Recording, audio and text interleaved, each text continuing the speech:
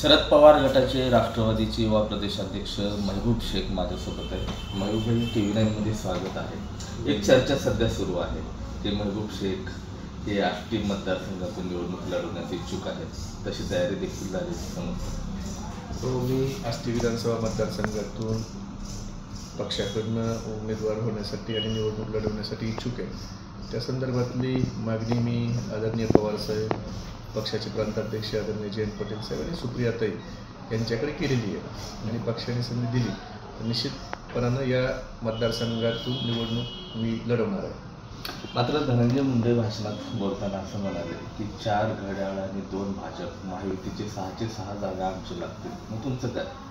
असं आहे की भाषणात कोण काय म्हणालं याला काय फार महत्त्व नाही।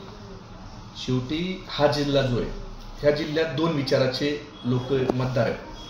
एक शरद पवार साहेबाला मानणारा विचाराचा मतदार या जिल्ह्यात मोठ्या प्रमाणात आहे आणि दुसरा मतदार हा स्वर्गीय गोपीनाथराव मुंडे साहेबाला मानणारा आहे। आणि ह्या जिल्ह्याने ज्या ज्यावेळी शरद पवार साहेब अडचणीत असतात त्या त्यावेळेला पवार साहेबाच्या पाठीशी हा जिल्हा उभा राहिलेला आहे। अगदी 6 पैकी 6 आमदार पवार साहेबाला दिलेले आणि जे भाषणात बोलले पालकमंत्री धनंजय मुंडे, तर ते आता लोकसभेच्या निकालात ते दिसलंय ना।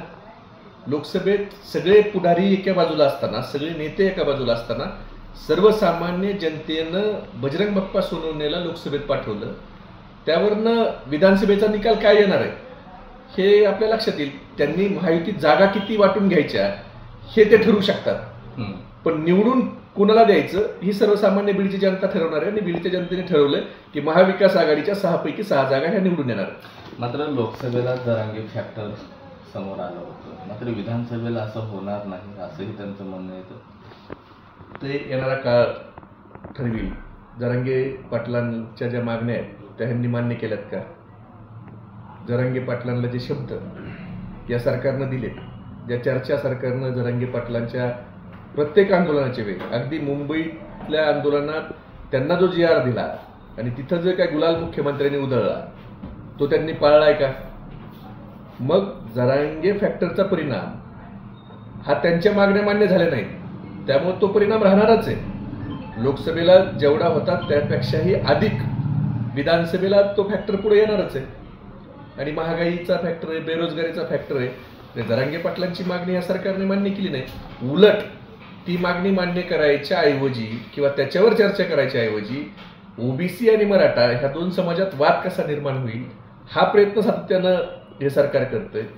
आता हिंदू मुस्लिम वाद कशी होती याच्यासाठी सरकार प्रयत्न करतंय। त्यामुळं हे सरकार आता स्वतःचा खड्डा हा अधिक खोल करत चाललंय। आणखीन एक चर्चा होते, बीडचे जे आमदार आहेत संदीप क्षीरसागर यांचं तिकीट कुठेतरी कापण्यात येतोय आणि त्या ठिकाणी तुमच्या नावाची चर्चा होते। नाही, मला त्याच्या संदर्भातलं काय माहिती नाही। शेवटी तिकीट कुणाला द्यायचं हा सर्वस्वी अधिकार पवार साहेब आणि जयंत पाटील साहेबांचा आहे, ते त्याच्या संदर्भात ठरवतात। पण मी बीडमधून काय मागणी अजून केलेली नाही। मी पक्षाचा फॉर्म देखील आष्टी विधानसभेचाच भरणार आहे आणि पक्ष आमच्या सगळ्यांची नावं घेतो आणि पक्षाला पक्ष त्यांच्या स्तरावर सर्वेची एक एजन्सी आहे, त्या सर्वेच्या एजन्सीमध्ये आमच्या सगळ्यांची नावं टाकली जातात आणि मग कोण कॅन्डिडेट कुठं योग्य आहे त्या संदर्भात पक्ष निर्णय करील। गेली 20 वर्षापासून महबूब शेख यांना समाज पाहतो, काय नेमकं विजन या विधानसभा निवडणुकीत महबूब यांच्याकडे असेल? मी महाराष्ट्रामध्ये फिरतो आणि महाराष्ट्रामध्ये फिरत असताना जे काही चांगल्या गोष्टी महाराष्ट्रात घडतात आणि ते आल्यावर आपल्या मतदारसंघात ज्यावेळेला येतो त्यावेळेला लक्षात येतं की आपण किती मागावं। म्हणजे फक्त जातीपातीचं भावनेचं राजकारण करून मतं घ्यायची आणि नंतर मात्र लोकप्रतिनिधी कोणत्याही पक्षाचे असो, मी काय स्पेसिफिक एका लोकप्रतिनिधीला, एका पक्षाच्या लोकप्रतिनिधीला नावं ठेवणार नाही। आत्तापर्यंत आष्टी, पाटोदा, शिरूर ह्या 3 तालुक्यात एकही साखर कारखाना चालू नाही। म्हणजे इथं जर शेतकऱ्यांनी ऊस लावला, ज्या शेतकऱ्याला नगदी पैसे मिळून देणारं जे पीक आहे ऊसाचं, तो जर ऊस लावला तर तो ऊस घालायला आम्हाला आजूबाजूच्या कारखानदाराच्या पाया पडावं लागतं। म्हणजे आष्टी मतदारसंघात जे सत्ता ज्या लोकांनी भोगली ते लोक एक कारखाना नीट चालू शकले नाही, ज्यानं शेतकऱ्याचं हित होईल, ज्यानं शेतकऱ्याचं कल्याण होईल। दुसरं, आष्टी, पाटोदा, शिरूर ह्या 3 तालुक्यात एकही 2000 मुलांना रोजगार मिळेल अशी एखादी MIDC 2-5 हजार मुलं जिथं काम करतील असं ह्या तिन्ही तालुक्यात नाही. म्हणजे आज रोजगारासाठी आमची अनेक मुलं पिंपरी चिंचवड, पुण्यात स्थायिक झाले. पिंपरी चिंचवडमध्ये तर एक भाग आहे, त्या भागात मेजॉरिटी हे आमच्या भागातली मुलं त्या ठिकाणी कामाला स्थलांतरित झाली. म्हणजे पिंपरी चिंचवड, भोसरी, खडकवासला, हडपसर या भागात आपला उदरनिर्वाह करायसाठी स्थलांतरित, आपल्या कुटुंबाला सोडून स्थलांतरित व्हावं लागतंय. जर हिथं उद्योग व्यवसाय उभा राहिले, हिथल्या युवकांच्या हाताला काम मिळण्यासाठी जर MIDC तयार झाली या मतदारसंघात, प्रत्येक तालुक्यात व्हायला पाहिजे होती खरं तर, पण राज्यकर्त्यांनी याच्याकडे सोयीस्कर दुर्लक्ष केलंय. आज पाण्याचं काहीच नियोजन नाही. म्हणजे आता जयंत पाटील साहेबांनी आष्टी कृष्णा उपसा सिंचन योजना आष्टीची 3 याला जी गती दिली, ही जयंत पाटील साहेबांनी असताना त्यांनी त्याचं टेंडर काढलं होतं. आणि आम्ही त्यावेळेला जयंत पाटील साहेबांकडे विद्यमान आमदाराच्या सोबत जाऊन त्यांना विनंती केली. आणि त्यावेळेला 1.68 TMC पाणी, ज्याच्यावर 40 वर्ष राजकारण आष्टी तालुक्यातच चाललं, तर तो प्रश्न मार्गी लावायचं काम जयंत पाटील साहेबांनी केलं. आमची सत्ता असताना या भागातला सिंदफणा धरणाचा जो प्रश्न आहे, तर सिंदफणा धरणाची उंची वाढवण्याचं डॉक्टर रमेश पानसंबळ यांनी 20 वर्षापूर्वी त्या धरणाच्या उंची वाढवायच्या कामाला सुरुवात केली. आणि त्याची उंची वाढवायचं काम अजूनपर्यंत पूर्ण झालं नव्हतं. आमचे कॅनॉल आहेत, 1962चा सिंदफणा धरण आहे, 7 mmचं धरण आहे. जर उंची वाढली तर ते 12 mmचं होईल. पण ती उंची वाढवायला अजून राज्यकर्त्याला त्याच्याकडे वेळ भेटला नाही. ह्या दोन्ही कॅनॉल आम्ही PDN करण्यासाठी जयंत पाटील साहेबांकडे पाठपुरावा केला होता. आणि त्यावेळेला त्यांनी ते उंची वाढवण्याचा प्रस्ताव आणि PDN म्हणजे नियामक मंडळाची जी बैठक झाली, त्या बैठकीत मराठवाड्याला 79 कोटी रुपये मंजूर झाले. आणि त्यातले 45 कोटी रुपये फक्त सिंदफणाच्या PDNसाठी मंजूर केले. निमगावचा बॅरेज आहे, त्याच्यानंतर ब्रह्मनाथ तेळमचा बॅरेज आहे. ह्या बॅरेजला विशेष बाब म्हणून परवानगी आम्ही त्यावेळेला घेऊ शकलो. कदाचित 1-4 महिने अजून गव्हर्नमेंट असतं तर हे सगळे कामं देखील टेंडर निघाले असते. मुळात पाणी आणि हाताला रोजगार आणि शेतकऱ्यासाठी एखादा कारखाना, या 3 गोष्टी तरी ह्या मतदारसंघात झाल्या तर या मतदारसंघातली जमीन चांगली आहे. इथल्या शेतकऱ्याचं जीवनमान त्या ठिकाणी बदलायला वेळ लागणार नाही. भाई आणखीन आहे, ज्यावेळेस धनंजय मुंडे म्हणतात की 4 राष्ट्रवादीला 2 भाजपला, धनंजय मुंडेंना जागा वाटपाची एवढी घाई का पडली असेल? असं आहे की आता त्यांच्या तो पक्षाचा खरं तर अंतर्गत विषय, त्यांनी किती जागा घ्यायच्या, किती लढायच्या, किती लोकांच्या कोपराला गुळ लावायचा, किती उमेदवार तयार करायचे. आता बीडमध्ये 25 विधानसभेचे उमेदवार तयार झालेलेच आहेत. आमच्या आष्टीकडे पण 2-3 जण फिरतायत. माजलगावमध्ये बरेच उमेदवार तयार झालेत. शेवटी त्यांना का घाई आहे हे प्रश्न तेच सांगू शकतात, पण जनतेला घाई आहे त्या सगळ्यांना पाडायची. मात्र राष्ट्रवादीचे मूळ धनंजय मुंडे आहेत. भाजपच्या 2 जागा त्यांनी जाहीर केल्या. परळी मात्र त्यांच्यासाठी सेक्युर ठरले असं म्हणायचं. ते सगळं आटापिटा त्यासाठी. ते काय बीड जिल्ह्याला सगळ्याला माहीतच आहे की हे जे सगळं चाललंय ते परळी वाचवायसाठीच चाललंय. परळीत आपण निवडून यावं म्हणून हे सगळं चाललेलं आहे. आणि भारतीय जनता पार्टीचे देवेंद्र फडणवीसांचे त्यांचे तेवढे संबंध असतील की भाजपच्या देखील जागा तेच जाहीर करतायत. म्हणजे भाजप त्यांच्या तेवढं ऐकण्यातलं एवढा त्यांना आत्मविश्वास असेल. कारण बरेच आता आमच्या पक्षात ते असताना देवेंद्र फडणवीसांच्या त्यांच्या संबंधाच्या बाबतीत बोललं गेलं. आणि मागच्या निवडणुकीत देखील देवेंद्र फडणवीसांची त्यांना मदत झाली अशी चर्चा आहे. भारतीय जनता पार्टीच्या गोटातली ही चर्चा आहे. पंकजा मुंडेंचं मग राजकारण सीमित होते का? कुठंतरी एका वलयापुरतच मर्यादित होते का सध्याची परिस्थिती पाहता? नाही, पंकजा ताईला खरं तर त्यांचं राजकारण सीमित करण्याचं काम भारतीय जनता पार्टीनेच केलं आणि खास करून देवेंद्र फडणवीसांनी केलं. पंकजाताईचं मास लीडर म्हणून पंकजाताई तशा भाजपमधल्या सगळ्यात जनमानसात पाठिंबा असणाऱ्या नेत्या, पण वेळोवेळी त्यांना दाबण्याचं काम, त्यांचे पंख काटण्याचं काम हे भारतीय जनता पार्टीने केलं. आपण बघा मागच्या 5 वर्षात 2019 ते 2024 पंकजाताईला अगदीच दुर्लक्ष भारतीय जनता पार्टीने केलं होतं. आता भाजपाची वाईट अवस्था झाली. म्हणजे एकदम धोबी पछाड मिळाला. 28 जागेवरून भाजप 9 जागेवर आली. त्यावेळेला पंकजाताईला विधान परिषद दिली. हे जर चांगला निकाल लागला असता, भाजपाचे जास्त खासदार निवडून आले असते तर ह्यांना पंकजाताईचा विसरच पडला असता. आता मुंडे कुटुंब आणि मुंडे साहेबाची फॅमिली हे वाईट काळात त्यांना दिसते. सत्ता घ्यायची निवडणुका आल्या की मग मुंडे साहेबाचं नाव आणि मुंडे साहेबाचं कुटुंब आणि मग पंकजाताई यांना आठवतात. पण ज्यावेळेला सत्तेत येतात त्यावेळेला पंकजाताईचे पंख कापणं, पंकजाताईच्या कार्यकर्त्याला साईडलाईन करणं हा पद्धतशीर एक कलमी कार्यक्रम भारतीय जनता पार्टीचा आहे. आणि हा अनेकदा आपण बघितला. धनंजय मुंडेंचा 2014ला पराभव झाला विधानसभेला. पराभव होऊन देखील शरद पवार साहेबांनी त्यांना विधान परिषदेचं विरोधी पक्षनेते केलं, ताकद दिली आणि म्हणून 19ला ते निवडून येऊ शकले. त्यांना निवडून आणताना देखील पंडितांना मुंडेंना विनंती केली, पंडितांना दौंड साहेबाला विनंती केली आणि पंडितांना त्यांच्या मुलाला संजय दौंडला विधान परिषद कबूल केली. आणि हे सगळे समीकरण जुळून नंतर त्या विधानसभेतला निकाल लागलेला आहे. तसं परळी विधानसभेचा निकाल एवढा काय सहजासहजी सोपा लागलेला नाही. तसं परळी मतदारसंघात देखील शरद पवार साहेबाला मानणारा एक मोठा वर्ग आहे, ते दुर्लक्षित करून चालत नाही. आणि आज देखील परळी विधानसभेचा निकाल तुम्हाला दिसेल. मग परळी विधानसभेसाठी तुमची फाईट कशी राहील? कोण उमेदवार आहे जो रिंगणात सध्या तुम्ही विचाराधीन करत आहे? इतक्या लवकर उमेदवाराचं नाव सांगायची काही काही नाही, बरेच उमेदवार आहेत. पण असा उमेदवार येईल जो परळीमध्ये तुतारी फुटणाऱ्या माणसावर उभा राहून निवडून येईल. आणि तो उमेदवार लवकर, अजून थोडा वेळ आहे, लवकर उमेदवार जाहीर करायची काही घाई नाही आहे. आणि आपण बघतोय बीड जिल्ह्यात कशा पद्धतीनं खोटे गुन्हे दाखल करणं, खोट्या केसेस दाखल करणं आणि विरोधकातला पोलीस तर काही घरगडीत झालेत. आता नवीन एसपींचा काही अनुभव नाही, पण जुना एसपी तर काही घरगडीसारखंच काम केलं बिचाऱ्यानं. म्हणजे कुणालाही खोट्या गुन्ह्यात आत टाकायचं. आता बबन गीतेंचं एक मर्डरच्या गुन्ह्यात त्यांना आत टाकलं आमचे प्रदेश उपाध्यक्ष. त्याची काय चौकशी नाही, काही नाही. आम्ही मागणी करतोय सीबीआय चौकशी करा, पण फक्त आपल्या विरोधात कोणतरी उभा राहतोय म्हणून त्याला खोट्या गुन्ह्यात अडकवायचं. हे सगळा पद्धतशीर कार्यक्रम तिथं होतोय. अनेक मर्डर झाले, त्याचा पत्ता नाही. आता काल परवा एक ऍक्सिडेंट झाला, एक बाई जीवानीशी गेली लमान समाजाची. तो कुणी केला, कुणाच्या गाडीने तिला चेंगरलं, परळी पोलिसांच्याकडे नोंद आहे ऍक्सिडेंटची. म्हणजे माणसं जीवानीशी जात आहेत, पण ते वरवर सगळं मिटवलं जातंय.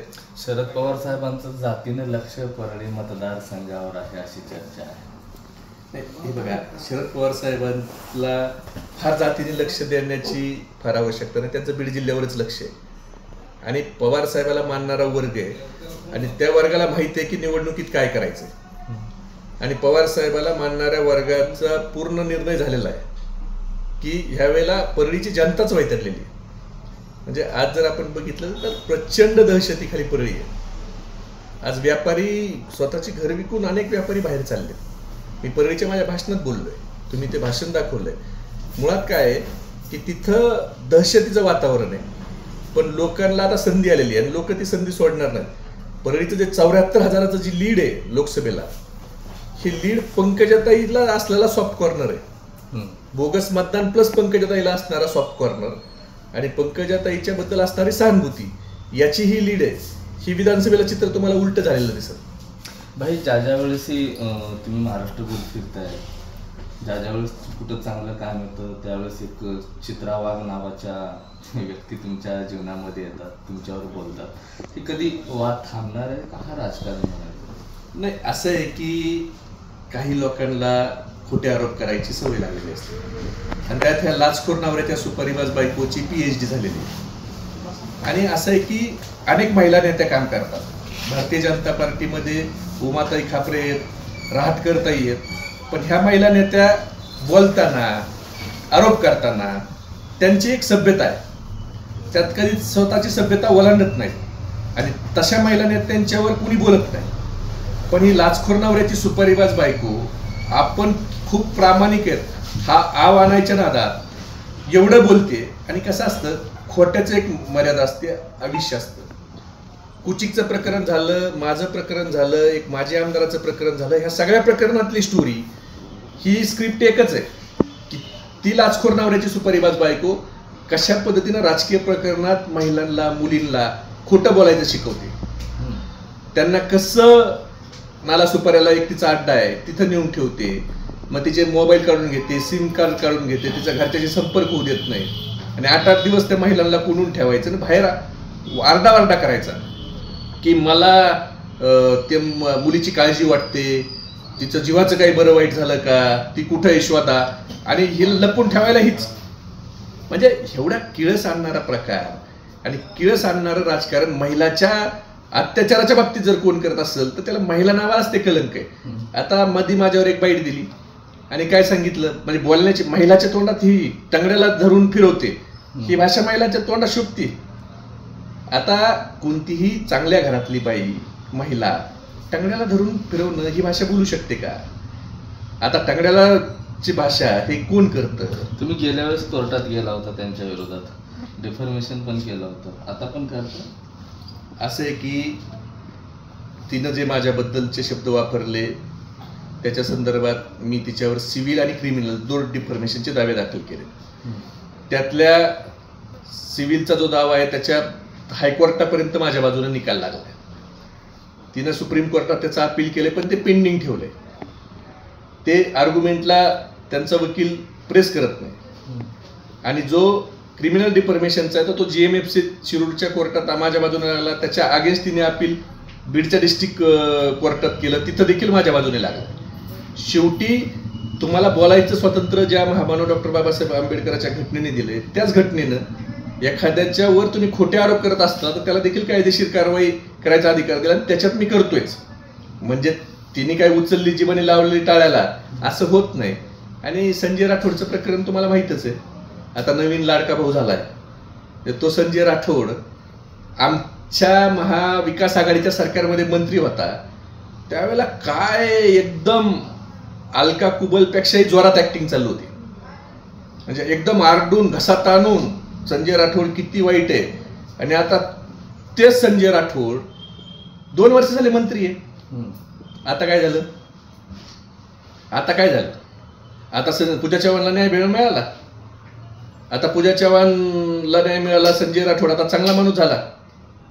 आणि परत आपलं तोंड काळं करून कोर्टात जायचं आणि कोर्टात जाऊन आपलं जे PIL दाखल केली ती PIL परत घ्यायची. म्हणजे हे कशी तडजोड आहे? आणि कोर्टानं झापलं तर वरून परत कॉन्फिडन्सने खोटं कसं बोलायचं की मी वकिलाला सांगितलंच नव्हतं. अरे काय आम्ही काय महाराष्ट्र याड आहे? काय कानात बिड्या आहेत महाराष्ट्राच्या आमच्या? वकील कसा परस्पर करू शकतो? PIL केल्याच्या नंतर तुमचं ॲफिडेव्हिट करून तुम्हाला ॲफिडेव्हिट द्यावं लागतं. त्या ॲफिडेव्हिटवर तुमची सही असते. कुठंतरी राज्यामध्ये राजकारण्यांची भाषा कमरेच्या खाली जाते, कुठंतरी वेगळ्या पद्धतीचं राजकारण चालू आहे असं वाटत नाही? खरं तर महाराष्ट्राच्या राजकारणाची ही भाषा नव्हती. पण देवेंद्र फडणवीसांनी हे जे 4-5 प्राणी पाळले, ह्या 4-5 प्राण्यांच्यामुळेच महाराष्ट्राच्या राजकारणाची दर्जा भाषेचा खालावला. नाहीतर अगोदर भाजपामध्ये ज्यावेळेला जुनी भाजप होती त्यावेळेला जुन्या भाजपमध्ये देखील लोक टीका करायचे, पण त्याची एक मर्यादा होती. द्वेषाचं आणि एवढं सुडाचं राजकारण आणि एवढं वैयक्तिक बरं टीका कोण करतंय? सगळे पाहुणे कलाकार. म्हणजे मूळ भाजपमधला एकही माणूस दाखवा ज्यानं पातळी सोडून टीका केली. ठीक आहे, भारतीय जनता पार्टी आमची वैचारिक विरोधक आहे, ती कायमस्वरूपी राहील. पण मूळ भाजपमधला एकही माणूस जो विचारानं काम करतो, केशव उपाध्याय दाखवा, माधव भंडारी दाखवा, अनेक प्रवक्ते आहेत त्यांचे. पण ही पाहुणे कलाकार ही 1.5 दिवसात कोल्ह उसात ही लाडण दरेकरण, ही राणीन भाराणीन, ही वागण कुत्रेन शिळीन मांजरण, हीच बाहेरून आलेला भरणाच. ह्यांनाच एवढं घाई झाली, एवढी घाई झाली. आणि हे फक्त जी स्क्रिप्ट ह्यांना देणार, सागर बंगल्यावरून येणार, तेवढ्या पुरतच हे भोगतात. म्हणजे अगदी शरद पवार साहेबांसारख्या ज्येष्ठ नेत्याला चा उल्लेख शरद अली म्हणून करा, कोरोना म्हणून करा. म्हणजे महाराष्ट्रातल्या राजकारणात काय राहिलंय? तिकडे नरेंद्र मोदी म्हणतात मी शरद पवार साहेबांच्या करमुळीला धरून राजकारणात आलो, आणि इकडे ही त्यांची पिलावळ साहेबांच्यावर जे नाही ते बोलती.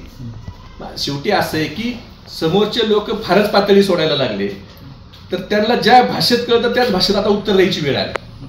कारण त्यांना असं वाटतं की तोंड फक्त आम्हालाच दिलंय, त्यांचं ते गटर आहे. पण त्यांचा जो समज झाला की तोंड आम्हालाच दिलंय, मग नाईलाजानं ज्याला जी भाषा कळते त्याला त्याच भाषेत उत्तर द्यायची आता वेळ यायला लागली. भाई, सध्या महाविकास आघाडीची चर्चा जोरात सुरू आहे. विधानसभेचं तशा पद्धतीनं वारं देखील सुरू आहे. मुख्यमंत्र्यांचा चेहरा कोण आहे अद्याप अस्पष्ट आहे, काय? असं आहे की मुख्यमंत्र्याचा चेहरा कोण करायचा याच्या संदर्भात पवार साहेब परवाच बोलले आणि मी खूप छोटा कार्यकर्ता आहे. मुख्यमंत्र्याचा चेहरा कोण असावा हे ठरवण्याचा अधिकार पवार साहेब, उद्धव साहेब, राहुल गांधी साहेब हे ठरवतील. आमच्या दृष्टीनं आत्ता जे गद्दार सरकार आहे, ज्या गद्दार सरकारच्यामुळे महाराष्ट्राचा युवक देशोधडीला लागला, ज्या गद्दार सरकारच्या 2 वर्षाच्या काळात आमचा वेदांता फॉक्सकॉनचा प्रकल्प गेला, ज्या प्रकल्पाच्या माध्यमातून 1,58,000 कोटीची गुंतवणूक येणार होती, 2 लाख युवकांना नोकरी मिळणार होती, टाटा एअरबस गेला, सेफ्रॉन गेला, हिऱ्याचा व्यापार गेला, सिद्धूचा पाणबुडीचा प्रकल्प गेला, काल परवा 15 दिवसापूर्वी महिंद्राचा इलेक्ट्रिक कारचा 25,000 कोटीचा प्रकल्प गेला. हे प्रश्न आमच्या दृष्टीने महत्वाचे आहेत, कारण 5-17 ह्या प्रकल्पाच्या माध्यमातून 5,37,000 युवकांना बेरोजगारीची वेळ आणि उपासमारीची वेळ त्यांच्यावर आली. आज हे सगळे प्रकल्प जात आहेत, महागाई वाढली, बेरोजगारी वाढली आणि मूळ हे सगळं करणारं जे गद्दार सरकार आहे ते घालवायचे. छत्रपती शिवाजी महाराज ज्यांच्याबद्दल बोललं तरी महाराष्ट्रातल्या कोणत्याही माणसाला ते सहन होत नाही, तळपायाची आग मस्तकाला जाते. त्या छत्रपती शिवाजी महाराजांचा पुतळा पडतो, तो नुसता पुतळा पडत नाही तर महाराष्ट्राचा स्वाभिमान पडला. आणि छत्रपती शिवाजी महाराजांचा पुतळा पडल्यावर राज्याचे मुख्यमंत्री म्हणतात की ताशी 45 किलोमीटर वेगानं हवा चालली होती आणि म्हणून पुतळा पडला. एवढ्या निर्लज्जपणे महाराष्ट्राचे प्रमुख पदावर बसलेले जर लोक उत्तर देत असतील तर हे दुर्दैव आहे. अहो, एक नारळाचं झाड पडलं नाही, झाड सोडा, एक नारळ पडलं नाही त्या हवेने आणि छत्रपती शिवाजी महाराजांचा पुतळा पडतो. म्हणजे तुम्ही छत्रपती शिवाजी महाराजांच्या पुतळ्यामध्ये पैसे खाणार म्हणजे तुम्हाला कोणता दर्जा द्यायचा? जे माणसं छत्रपती शिवाजी महाराजांच्या पुतळ्यात पैसे खाऊ शकतात ते लोक ह्या महाराष्ट्रात काही करू शकतात.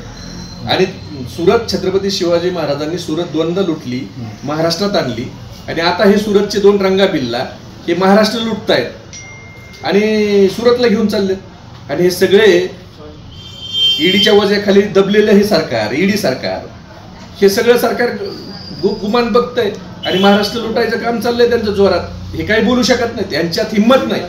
यांना छत्रपती शिवाजी महाराजांच्या महाराष्ट्रातले आम्ही आहेत हे म्हणून घ्यायचा अधिकार नाही. ज्या छत्रपतीचं शिवाजी महाराजांचं नाव घेतलं तर अंगातल्या धमन्यातलं सगळं रक्त सळसळतं माणसाचं. त्या महाराजांचा वारंवार अपमान केला, कोश्यारीने अपमान केला. छत्रपती शिवाजी महाराजांची तुलना ह्यांच्या एका प्रवक्त्यानं नरेंद्र मोदीशी केली, त्याचं पुस्तकाचं प्रकाशन दिल्लीच्या भाजपाच्या कार्यालयात झालं. म्हणजे ह्यांना छत्रपती शिवाजी महाराजांचा जो द्वेष गुजरातच्या मंडळीला जो आहे तो ते आता वारंवार दाखवून देत आहेत. पण दुर्दैवानं आता छत्रपती शिवाजी महाराजांच्या विचाराची लोक सत्तेत नाहीत, त्यामुळे ते मानाखाली घालून बसले. नक्कीच हे होते महबूब शेख, आष्टी पाटोदा शिरूर मतदारसंघातून ते इच्छुक आहेत, तशी त्यांची तयारी देखील सुरू झालेली आहे. मात्र सर्वात जास्त जे लक्ष आहे ते म्हणजे मंत्री धनंजय मुंडे यांच्या परळी मतदारसंघावर. आता परळी असेल, आष्टी असेल, नेमका विजयाचा हा रस्सीखेच जो आहे तो कसा पार पडणार हे मात्र येणाऱ्या विधानसभेच्या निवडणूक निकालातच आपल्याला दिसणार आहे. कॅमेरा पर्सन अक्षय रडेसह मी महेंद्र कुमार मुधोळकर, TV9 मराठी, बीड.